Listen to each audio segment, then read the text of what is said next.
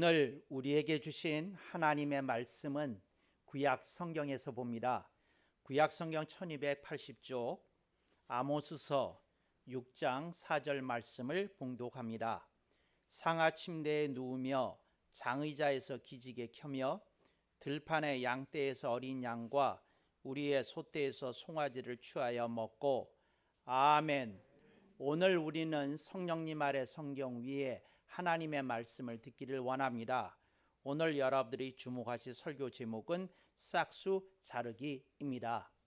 우리들의 인생을 살아가면서 기준과 표준이 필요합니다. 그래서 사람들이 기준과 표준을 세우면서 인생을 살아가게 되는데 어렸을 때 가장 먼저 접하게 되는 것이 무엇인고 하니 예절입니다. 어른한테 인사해야지, 그 어른이 선물 주시면 두 손으로 받아야지, 그리고 또 어른이 말씀하실 때는 네가 먼저 말하지 말고 기다렸다가 대답을 올려야지, 이런 것들을 배우게 됩니다. 그래서 아이들이 어렸을 때 인사로부터 시작해서 행동 거지를 배우면서 아하, 이렇게 하는 것이 좋은 거구나, 표준을 세우게 되고 아하, 이렇게 하면 기준에 어긋나는 거구나 하는 것을 아이들이 어렸을 때서부터 배우면서 커가게 되는 것을 여러분들이 보실 것입니다. 아이들이 워낙 어렸을 때에는 반말을 하는 것도 귀엽게 봐줍니다. 그러나 아이들이 상당히 커지게 되면 아이들에게 어른에게는 존댓말을 사용해야지 이렇게 가르쳐 주면서 가다듬게 됩니다. 그래서 예절을 배우게 됩니다. 그리고 조금 아이가 더 커지게 되면 양심의 이제 통제를 받도록 얘기를 합니다. 네가 그렇게 하면 네 양심이 불편하지 않니? 괴롭지 않지 않니? 이렇게 얘기합니다. 그래서 사람에게 있는, 누구나에게 있는 공통적인 양심을 가지고 표준을 잡아서 이건 다른 사람에게 폐가 되는 거야. 왜 폐가 되는 거 하니? 너도 그 사람이 그런 행동을 너한테 하면 너도 싫잖아. 그러니까 네 마음을 보고 살펴서 네가 그런 행동을 저 사람에게 하면 저 사람도 불편하겠지 하면서 일러줍니다. 그래서 예절로 시작해서 이제 양심으로 옮겨가는 것을 볼 수 있습니다. 그러다가 사람이 어른이 되게 되면 이제 법률을 가지고 기준과 표준을 삼습니다. 이 도로에서는 더 이상 건널목에서 우회전이 안 됩니다. 우회전 못합니다. 좌회전 안 됩니다. 좌회전 하지 못합니다. 그러니까 모든 것이 법률이 세운 기준과 표준을 따라 사람들이 이제 법을 지켜야만 하고 또 법에 따라야만 하는 것이 현실인 것을 여러분들이 알리라고 믿습니다. 그러면서 사람들이 이 법률 다음에 사람들에게 평생을 따라다니는 게 있는데 그게 윤리 도덕이라는 겁니다. 그래서 처음에는 도덕을 배우고 조금 더 수준 있게 배우게 되면 이제 윤리를 배우게 되는 것입니다. 그래서 도덕이라고 하는 것이 뭐냐? 윤리 중에도 기본이 되고 근본이 되는 것을 도덕이라고 부릅니다. 그리고 윤리라고 하는 것은 조금 더 포괄적인 개념으로서 아주 이렇게 섬세하게 또 혹은 상세하게 사람들이 마땅히 가야 될 길과 가지 말아야 될 길에 대해서 제시해 주는 것이 윤리가 하는 일이다. 이렇게 생각하면 좋겠습니다. 그래서 사람이 밥을 먹고 삽니다. 일을 하면서 삽니다. 그런데 이제 윤리가 개입이 되게 되면 여러 가지 것들이 들어오기 시작합니다. 예를 들자면 우리가 거침없이 일회용품을 사용합니다. 그런데 우리가 일회용품을 사용하면 사용할수록 지구온난화에 일조한다는 거 여러분 아십니까? 그래서 윤리가 우리에게 이렇게 얘기합니다. 일회용품 사용을 가급적 억제하는 것이 지구의 환경 보호에 도움이 된다. 그래서 의식이 있는 젊은이들은 스타벅스에 가더라도 자기 전용의 텀블러를 들고 다닙니다. 근데 왜 그렇게 할까요? 본인이 귀찮은 일입니다. 왜? 회사에서부터 자기가 음식점까지 이제 들고 가야 되고 음식점에서 음식 먹고 차 한잔 마시러 갈 때 또 텀블러 잊지 않고 챙겨서 가야 됩니다. 그리고 그걸 가지고 커피를 마신 다음에는 누가 씻어주는 게 아니라 자기가 씻어줘야 됩니다.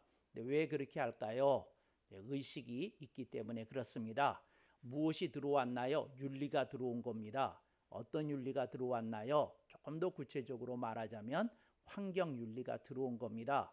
이런 것들이 사람들의 그 지성적인 수준이나 그 사람의 의식 수준에 따라서 사람의 윤리 수준이 상당히 높을 수도 있고 상당히 그냥 평범할 수도 있다 하는 것을 우리들에게 알려줍니다. 오늘 우리들이 만나고자 하는 인물이 아모스라고 하는 선지자입니다.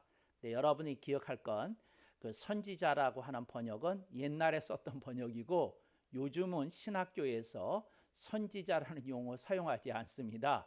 요즘은 신식 용어로 다 대체되었습니다. 예언자라고 그럽니다. 그래서 여러분들이 제가 선지자라고 하거나 예언자라고 해도 똑같은 단어라는 거 여러분들이 그냥 그렇게 이해하면 좋겠습니다. 옛날에는 커피를 코피라고 이렇게 했던 때도 있었습니다. 그런데 세련되게 영어 발음에 가깝게 커피로 바뀌게 되었습니다. 그러니까 코피는 구식 용어이고 커피는 신식 용어인 거죠. 이제 선지자와 예언자의 관계가 그렇다 하는 걸 알아두시면 좋겠습니다. 제가 어떤 패션 용품을 봤는데 그 브랜드의 이름이 아모스더라고요. 그래서 제가 이런 생각을 했어요. 아모스의 뜻을 알았으면 이 패션 용품이나 미용 용품에 이걸 브랜드로 못 삼았을 텐데 이렇게 생각을 했습니다. 여러분들이 아모스 선지자에 대해서는 아마 들어보셨을 것입니다. 정의를 외친 선지자다. 그것도 특별히 사회 정의를 과감하게 외친 선지자다. 그래서 요즘 현실 참여를 외치는 크리스찬 지성인들 중에 아모스를 모르는 사람은 아무도 없고 조금 의식이 깨어있는 우리 그리스도인이라면 아모스 선지자에 대해서 친숙한 느낌을 갖고 있습니다. 근데 그분들이 아모스라고 하는 이름의 뜻을 알았다면 어땠을까 하는 생각을 해보게 됩니다. 아모스의 뜻이 무엇이냐? 무거운 짐이라는 뜻입니다.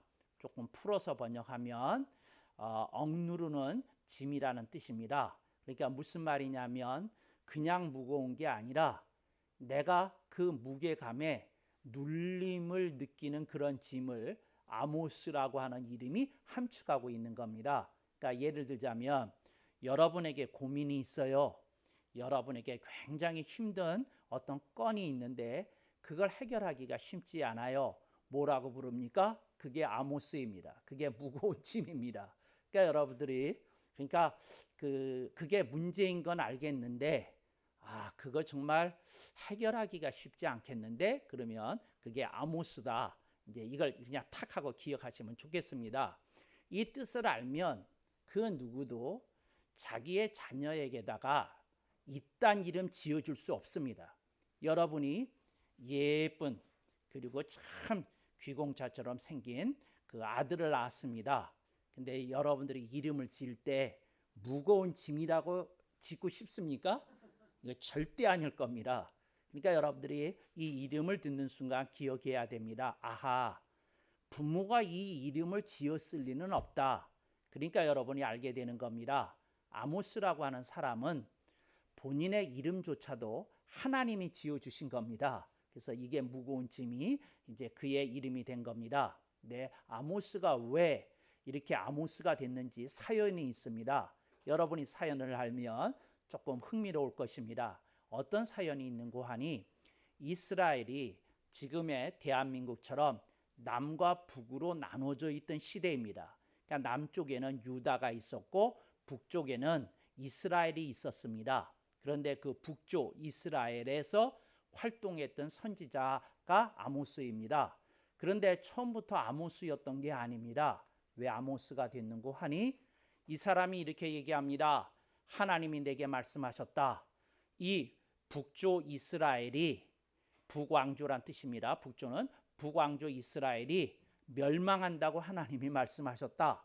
그리고 너희들이 아시리아라는 대국에 의해서 멸망을 당하고 너희들이 포로로 끌려간다고 하나님이 말씀하셨다. 이런 예언을 했습니다. 이런 예언을 몇 년씩 했습니다. 그래서 성경에 의하면 이런 예언을 이제 역사의 기록에 의하면 이 사람이 이런 예언을 장장 7년 동안 했답니다. 그래서 사람들이 저 사람을 볼 때마다 우리를 압박하는 사람이야.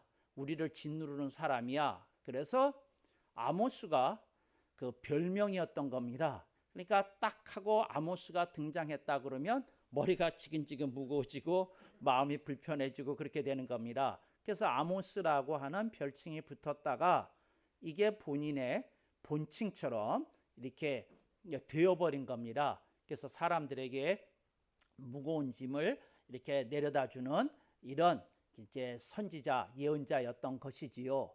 그래서 여러분, 나라가 멸망한다고 그러는데 그런 예언을 들으면서 마음이 편했을 사람이 어디 한 사람이라도 있었겠습니까? 또 하나님의 예언이라고 그러면서 이거 하나님의 엄중한 심판이 다가서고 있다. 나라가 멸망한다. 너희들은 모두 적국의 포로로 끌려가는 일이 벌어질 거다. 그걸 7년여에 걸쳐서 이렇게 주구장창 얘기를 했던 겁니다. 그러니 사람들이 어이구, 아모스 또 나타났다. 뭐 아마 이랬을 것으로 이렇게 충분히 넉넉히 사료가 되어집니다. 그래서 아모스였다. 이제 이런 생각이 듭니다. 잠깐 저는 이런 것을 들으면서 그 여러분들이 장성 목사의 설교를 오랫동안 들어오셨는데 여러분들은 저의 별칭을 어떻게 짓고 계실까 이게 생각이 궁금해졌어요. 그러니까 여러분들이 나중에 좀 알려주시기 바랍니다. 제 설교를 들으신 다음에 여러분들이 목사님 설교 들으면 불편해요. 무거운 게 있어요. 체가 걸리죠. 그러면 혹시 제 그 이름이 제 별칭이 아모스가 되는 건 아닌가 하는 생각도 가져봅니다. 근데 마음이 따뜻하기로 유명하신 새누리 공동체 여러분들은 저를 절대로 아모스라고 부르지는 않을 것 같다.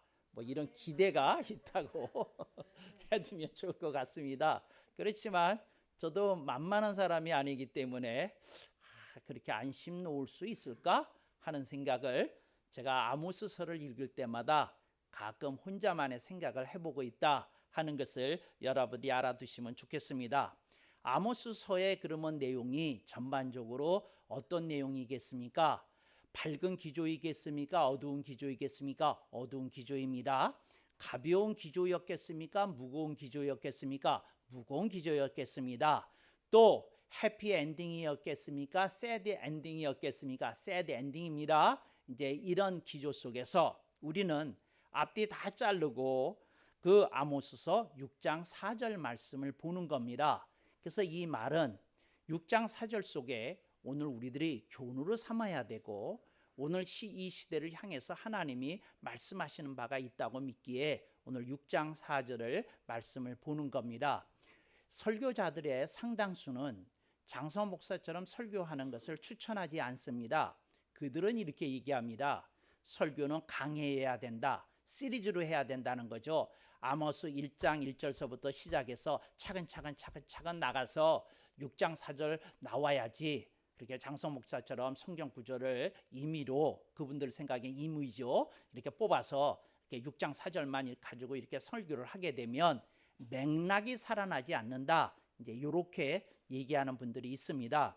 근데 그래 저는 그런 의미에서 보면 맥락 설교를 하는 사람은 아닙니다. 주일 공동 예배 때는 저는 그 수요 경배나 금요 경배 때는 이제 강해를 하지만 이제 주일 공동 예배 때는 이런 설교를 뭐라고 부르는고 하니 성구 설교라고 부릅니다. 그러니까 성구 하나를 따와서 그것의 핵심을 맞춰서 이제 설교를 하는 것이지요. 그 이유는 설교 시간이 제한되어 있기 때문에도 그렇다는 거 여러분이 알아두시면 좋겠습니다. 오케이. 이제 여기까지가 설교의 전반전인데 여기 보면 상하 침대라는 말이 나옵니다. 근데 상하 침대가 뭐냐? 요즘 말로 상하 침대를 번역하면 어떻게 되는지를 알려드리겠습니다. 다이아몬드 침대라고 번역하시면 됩니다. 그러니까 뭐냐면 상하 침대가 고대 세계에서는 오늘날 다이아몬드로 침대를 만든 것과 똑같은 맥락을 갖습니다. 무슨 말이냐? 여러분이 한번 상상해 보십시오. 침대라고 그러면, 왕의 침대라고 그러면, 또 부유층의 침대라고 그러면 이게 컸겠습니까? 작았겠습니까?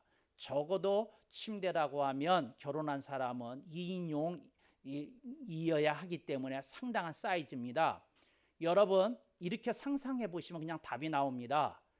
상하로 침대를 만들려고 그러면 코끼리 도대체 몇백 마리 죽여야 되는 겁니까? 이제 이렇게 생각하시면 이제 값이 딱 나올 겁니다. 그러니까 이게 다이아몬드로 깔려진 침대라 이렇게 생각하시면 됩니다. 고대 세계에서 상하 침대라는 건 뭐냐면 재앙의 권위를 상징하는 것이었고 호화와 사치의 극치를 얘기하는 겁니다. 그러니까 이거보다 더 비싼 그러니까 물품은 없는 겁니다. 이거 호화와 사치의 극치예요. 그러니까 사람들이 이렇게 갔다. 뭐 어떤 연예인이 뭐 그랬다면서요. 마음에 드는 꿈의 저택을 그려보세요. 그랬더니 누가 그랬대죠? 뭐 3,000평짜리 뭐 펜트하우스를 그려 넣었다고 뭐 그런 사람이 있더라고요. 뭐 거기에 비견하려나요? 이제 상하 침대라는 건 아주 호화와 사치의 극치다. 이렇게 이해하시면 되겠습니다. 그 밑에 장의자에서 기지개 켜며 그랬지 않습니까?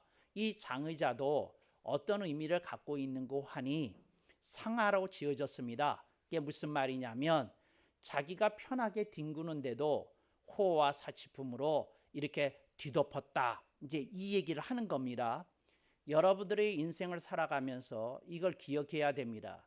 예를 들자면 여러분들이 돈이 좀 있어요. 또 뭐 할 수 있어요. 근데 여러분 기억하십시오. 뭐냐면 여러분이 조금 힘을 아끼는 사람이 되어야 여러분이 호와 사치의 끝으로 가지 않을 수 있는 사람이 되는 겁니다. 그러니까 예를 들자면 어떤 사람이 뭐 1억짜리 차를 살만해요. 그 사람 경제 여건이나 뭐나. 그런데 이 사람이 한 5, 6천 정도 되는 차를 타고 다녀요.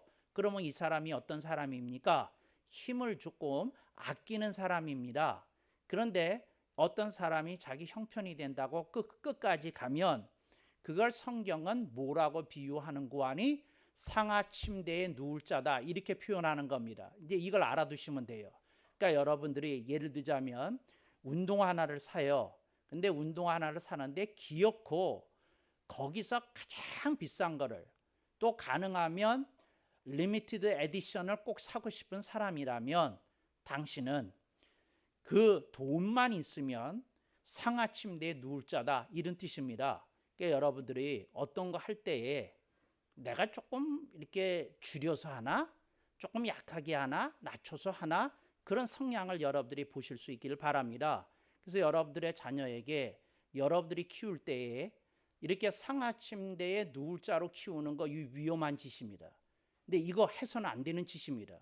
그 아이들이 이 다음에 크면 어렸을 때에 자기가 꼭대기를 늘 체험하고 살았기 때문에 힘만 주어지고 권력이 주어지고 하면 끝까지 가려는 성향이 생기는 거다. 오늘 본문이 우리들에게 그렇게 경고하는 거라는 걸 상하 침대라는 말 속에서도 여러분들이 기억하고 가슴에 새기실 수 있기를 바랍니다. 그 밑에 내려오게 되면 들판과 우리라는 말이 나옵니다. 들판이 뭡니까? 방목을 하고 유목을 하는 사람들이 소떼, 양떼, 염소떼를 풀어놓는 데 아닙니까? 그게 들판입니다. 오케이, 우리가 있어요. 우리라는 건 뭡니까? 저녁이 되면 소떼, 양떼를 이렇게 거두어 들여서 이제 집에 있는 우리로 이제 그 짐승들을 가축들을 이렇게 보호하는 집이지 않겠습니까? 가축의 집이지 않겠습니까? 이제 그렇게 하는 그런 말이 나옵니다. 그런데 여기 뭐가 나오느냐면 어린 양과 송아지가 나옵니다. 근데 오늘 본문에 나오는 어린 양은 비유입니다. 그러니까 사람에 대한 비유입니다. 어떤 사람이냐? 예를 들자면 유치원생 어린 양입니다. 초딩생 어린 양입니다. 또 중고생 어린 양입니다. 이제 이렇게 생각할 수 있습니다. 그럼 송아지는 뭘 상징하는 거냐? 대학생을 상징합니다. 또 군대가 있는 사람들을 상징하신 입대자들을 상징합니다. 또 송아지가 뭐냐? 한 40세, 45세까지의 청년들을 상징하는 말입니다. 이제 이게 송아지가 상징하는 거고 어린 양이 상징하는 게 이런 겁니다. 그런데 오늘 본문에 있는 말씀은 어린 양과 송아지를 잡아먹는다. 이제 이렇게 얘기를 하는 겁니다. 이게 무슨 말이냐면 소를 잡아먹을 수 있는데 이 사람 정도라면 뭘 잡아먹을 수 있습니까? 소를 잡아먹을 수도 있습니다. 양을 잡아먹을 수도 있습니다. 그런데 꼭 뭐를 취하는 거 아니? 어린 양과 송아지를 취한다는 겁니다. 근데 요 말이 함축하는 바를 알아야 되겠습니다. 뭐를 함축하는 거 아니? 이걸 싹수 자르기라고 합니다. 여러분에게 말씀을 드리겠습니다. 여러분이 정원을 가꾸시거나 또 과수원을 갖추게 되면 싹을 잘라줘야 될 때가 있습니다. 너무 많은 싹이 나오면 그 싹을 잘라줘야 돼요. 왜? 건강한 이제 잎이 되도록, 그리고 건강하게 꽃피고 건강하게 열매 맺도록 해서 싹을 좀 잘라줘야 됩니다. 너무 번다하지 않도록 싹을 자릅니다. 그거는 정원 용어입니다. 과수원 용어입니다. 싹 자르기는, 싹수 자르기는 그 얘기가 아닙니다. 그게 뭐냐면 어린이들을, 젊은이들을 짓밟는 게 싹수 자르는 겁니다. 이게 싹수 자르는 게 그런 뜻입니다. 그러니까 예를 들자면 이런 겁니다. 요즘 우리나라에서 왜 그렇게 부모가 자기의 자식들을 학대하는 사건이 아주 언론에서 조금 잊혀질만 하면 또 터지고 또 터지고 그러지 않습니까? 그런데 그 내용도 끔찍하지 않습니까? 그게 뭐냐? 싹수 자르기입니다. 그 비유로 말하자면 그게 싹수 자르기입니다. 예를 들자면 지금 문재인 정권이 가장 실패한 부분이 뭐냐면 청년들의 실업 문제를 해결하지 못했어요. 내내. 지금 거의 5년 가까이 되는데 거의 해결하지 못하고, 아직 5년은 안 됐습니다만 거의 이렇게 해결하지 못하고 있어요. 그게 뭐냐? 싹수 자르기입니다. 그러니까 나라의 젊은이들에게 희망을 갖지 못하게 하는 겁니다. 그래서 이번 어떤 그 보궐선거에서, 그 서울시장 선거에서도 그렇고 부산시장 선거에서도 그렇고 현 정권이 왜 심판을 받았느냐? 이 30대가 변심했어요. 돌아섰어요. 왜 돌아섰느냐? 자기들에게 더 이상 소망이 생기지 않는다는 거예요. 그 왜 그러냐? 싹수가 잘려졌다는 거죠. 이게 그 뜻입니다. 그러니까 이게 싹수가 자르는 거예요. 여러분, 그 나라가 건강한 나라냐 하는 것은 무엇을 가지고 알 수 있는 거 하니? 젊은이들이 예를 들어서 또 그 커가는 아이들이 말을 하기를 헬 조선 그러면 그 나라 망한 나라입니다. 그러니까 헬 조선이 입에서 떨어지지 않으면 그 망한 나라입니다. 그러나 그 젊은이들이 말을 하기를 자랑스러운 우리나라 말하면 그 나라 정말 살만한 나라고 미래의 발전이 더욱더 기대되는 나라입니다. 근데 이것을 얘기하는 게 오늘 아모스 선지자가 얘기하는 겁니다. 아모스 선지자가 뭘 얘기하는 거 아니? 너희 부유층이여, 너희 권력층이여, 식자층이여 들어라. 너희들이 그렇게 잘 사는 것은, 너희들이 권력을 쥐고 있는 것은, 너희들이 그렇게 그 스펙이 빵빵한 것은 이 민족과 국가에 대해서 기여해야 하는 바가 있다고 너희들에게 하늘로부터 거룩한 사명이 부여된 것인데, 너희들이 어찌하여 너희들의 안일함과 너희들이 추구하는 쾌락과 너희들이 추구하는 그 인생의 맛에 도취하여 어찌하여 그 수렁에 빠져서, 쾌락의 수렁에 빠져서 헤어나지를 못하고 있느냐 하는 것이 아모스서 6장 4절이 우리들에게 경고하는 내용입니다. 그러니까 이 본문 말씀은 누구한테 하는 얘기냐? 조금 더 직접적으로는 부유층에 대해서 하는 말이고, 권력층에 대해서 얘기하는 말이고, 식자층에 대해서 하는 얘기입니다. 그 세 가지 부류 집단에게 국가의 미래를 좌지우지할 만한 권력이, 부가, 또 지성이 너희들에게 있는데 너희들이 어떻게 하여 이렇게 대한민국을 이 지경으로, 이스라엘 이 지경으로 만들고 있느냐 하는 준엄한 얘기가 오늘 본문의 내용이고, 장성 목사는 그 본문의 내용을 가지고 이 내용이 그 21세기 2021년에 대한민국에도 해당이 된다고 생각해서 이 본문을 가지고 설교를 하는 것입니다. 그러니까 여러분들이 아닌데요, 우리나라 잘 나가고 있는데요, 목사님만 착각하고 있는데요, 이렇게 조국 수호자들처럼 생각하고 있다면 둘 중에 하나입니다. 여러분의 목사가 눈먼 장님이든지 당신이 눈먼 장님이든지 둘 중에 하나입니다. 이게 서글픈 얘기예요. 이게 아모스 얘기가 그 얘기입니다. 그래서 대한민국이 잘 나가고 있는데 이 구조를 갖고 온 건지, 대한민국이 이 상황이어서 이 구조를 갖고 온 건지 여러분들이 보시고 하나님의 말씀을 새겨서 들어야 되는 겁니다. 그런데 여기서 중요한 게 있어요. 뭐냐면 이 얘기를 하고 있는 겁니다. 다른 건 몰라도 어린이서부터 젊은이까지는 그 소망을 품게 해줘야 나라의 미래가 있다, 이 얘기하는 겁니다. 근데 그들을 잡아먹으면 되겠냐? 어린 양을 잡아먹고 송아지를 잡아먹으면 되겠냐? 그 얘기를 하는 겁니다. 소망이 없지 않느냐? 이렇게 얘기하는 거예요. 소망이 없지 않느냐? 저는요, 그 민주당에서 원내대표 경선할 때 그 예언을 했어요. 뭐 예언할 것도 없는데 윤호중 씨가 무조건 된다. 왜? 친문이 강력하니까 된다. 그런데 그들은 다시 조국 수호의 깃발을 다시 올릴 거다. 다시 올려요. 근데 그게 참으로 반가운 소식이다. 왜? 정권 교체가 반드시 될 거라는 신호가 될 거기 때문에 우리는 간절히 기도해야 된다. 윤호중 씨가 반드시 원내대표 되도록. 근데 그렇게 누가 얘기했어요. 그래서 내가 그 목사님한테 내가 그랬어요. 기도할 것도 없다고, 되게 돼 있다고. 내가 예언한다고. 내 예언이 틀리면 내가 여기 계신 한 18분이 모였는데 이제 목사님, 장로님 또 일반 사람들 모였는데 내가 그랬어요. 내가 이분들 전부 다 한우 불고기로 쏘겠다고. 내가 그랬어요. 내가 틀리면 쏜다고. 그랬어요. 그런데 어떻게 됐나요? 제가 불고기 쏠 일, 한우 불고기로 쏠 일 없었어요. 예, 저는 전혀 마음에 두려움이 없었어요. 왜? 그렇게 뭐 다 빤히 보이는데. 근데 이게 참 안타까운 나라예요. 대한민국이. 참 서글픈 나라다. 참 이렇게 생각하고 사는 사람들이 있다는 거 여러분들이 알아두시면 좋겠어요. 그러니까 둘 중에 하나입니다. 그래서 저는 이렇게 얘기합니다. 그렇게 생각하는 사람들에게 반대편의 의견도 있겠죠. 이 생각 사람들한테 이렇게 얘기합니다. 20, 30대가 왜 돌아섰겠냐? 소망이 없다고 느껴진 것 아니냐? 이 얘기를 하는 겁니다. 그래서 여러분들이 오늘 설교를 통해서 어떤 답을 얻으려고 하기보다는 여러분들이 특별히 대한민국의 어린이서부터, 그러니까 초등학생서부터 45세기에 이르기까지 젊은이들을 위해서 여러분들이 기도해 줘야 됩니다.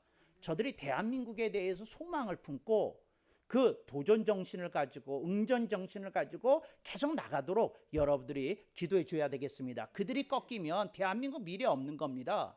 그들이 좌절하면 대한민국 무너지는 겁니다. 그러니까 이들이 살아야 된다. 아모스는 이 얘기하는 겁니다. 그러니까 아모스 하는 얘기가 너무 기가 막혀요. 뭐라고 얘기를 하고 있는 거 아니야? 아모스는 여기에 무서운 얘기가 있어요. 꼰대들한테 뭘 기대하느냐, 그겁니다. 꼰대라는 말이 무슨 말인지 아세요?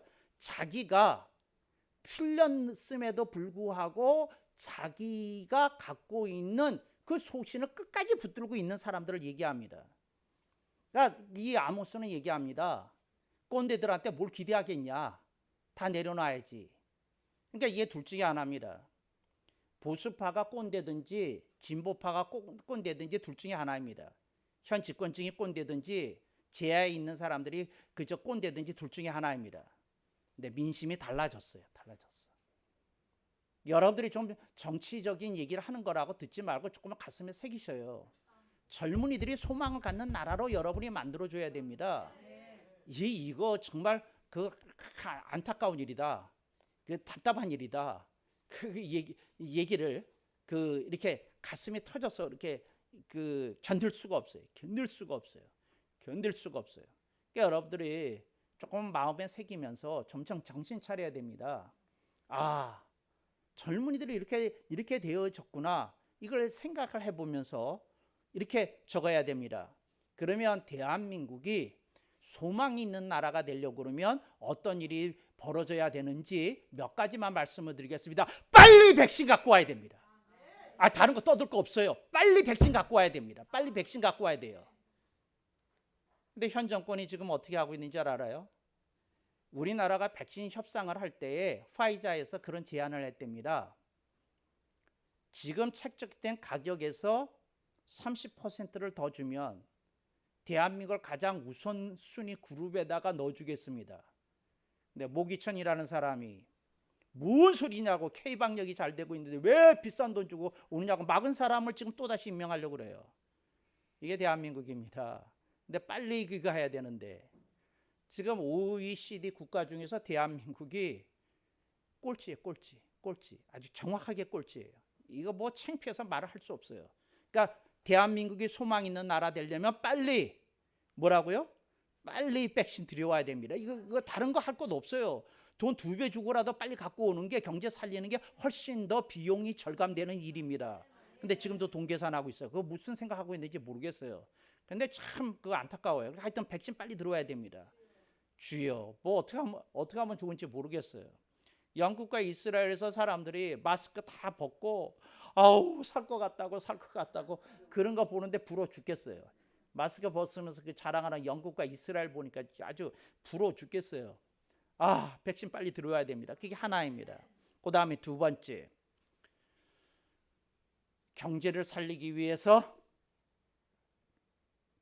기업들에게 인센티브 주고 젊은이들을 과감하게 채용하도록 정부가 세제 혜택 줘야 됩니다.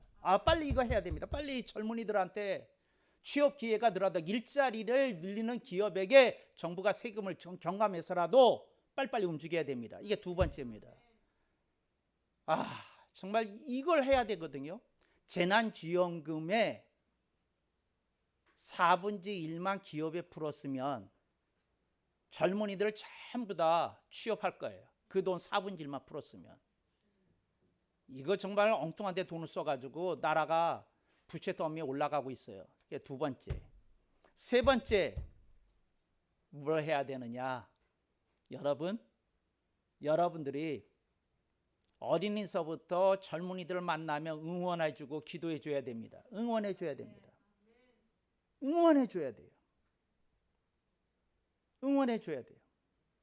여러분, 역사를 움직이는 힘이 무엇이냐? 토인베라는 학자가 딱 두 글자로 얘기했어요. 도전정신과 응전정신이다. 딱 두 글자로 얘기했어요. 그래서 그 사람 더 줄였어요. 도전과 응전이라고. 도전이 뭡니까? 일을 만들어서 하는 게 도전이에요. 도전하는 그 민족이, 국가가 살아남는다. 그 역사 속에서 도전 정신이 있는 국가와 민족이 살아남는다. 그분이 역사를, 수천 년의 역사를 연구하고 내린 결론이에요. 도전 정신이 있는 민족과 국가가 살아남는다. 그 얘기를 했어요. 그 다음에 두 번째, 응전을 얘기했어요. 응전이라는 건 뭐냐면 고난이, 역사가 강요할 때에 그 고난을 뚫고 나가는 힘이 응전 정신이라는 거예요. 저는 젊은이들에게 도전 정신과 응전 정신이 있도록 우리가 응원해야 된다고 생각해요.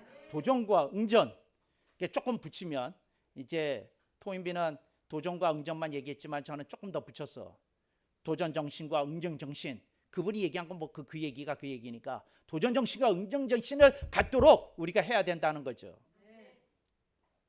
여러분들이 대한민국이 가장 강한 게 뭐냐? 도전 정신과 응전 정신이에요. 도전 정신과 응전 정신. 그러니까 여러분들이 그 정신을 가지고 나가면 위대한 일이 벌어진다는 거예요. 어떤 역사학자가 한국 역사를 연구하고 재밌는 말을 했어요. 뭐라고 재밌는 말이냐면 그 한국 민족이, 한민족이란 민족이 아주 세계에서 독특한 민족이래요. 그래서 어떤 독특한 민족이냐면 그 편안할 때는 이렇게 흐트러진 모습을 보이다가도 나라가 망하거나 굉장히 어렵거나 그러면 단합이 똘똘 뭉쳐서 결국은 살아남는다는 거예요. 이제 그렇게, 근데 그거 하면 안 돼요. 그런데 그러면서 그 역사학자가 뭐라 하느냐면 한국이, 이 한민족이라는 민족이 그걸 바꿔서 하면 세계의 최강국이 된다는 거예요. 그게 뭐냐면 국난에 처했을 때 보여주는 그 한민족의 도전 정신과 응전 정신이 편안할 때 일어나면 세계 최강국이 된다는 거예요. 세계 최강국이 된다는 거예요. 그때까지 기다리지 말고 어려움이 막 해가지고 죽으려고 그럴 때 하지 말고 그랬다는 거죠. 그러면서 재미있는 비유를 썼어요. 뭐냐면 IMF가 왔을 때 금반지 팔고 금목걸이 팔고 그랬던 정신을 IMF가 오기 5년 전에 발휘했으면 IMF 안 걸렸다는 거예요. 무슨 말을 하는지 비유 이해되시죠? 그러니까 도전 정신이 응전 정신이 지금 있어야 돼요. 대한민국이 지금 아직 조금 기틀이 살아있고 뭐 이럴 때 지금 그걸 보여주면 세계 최강국이 된대요.